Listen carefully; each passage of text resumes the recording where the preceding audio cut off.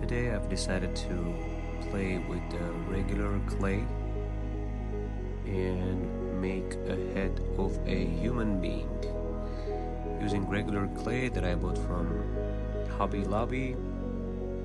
And not to waste much clay, I used a regular foil and crushed it to the shape of a human head, and the rest you can see.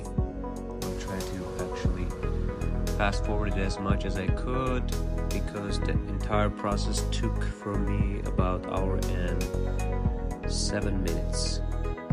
I hope you enjoyed the video, and if you have any questions, please don't hesitate to ask. I'll be happy to answer. And if you need any part to slow down, I'll be also happy to send you that part of a video slow. Hope you're gonna enjoy the video of the making process. Thank you very much for watching.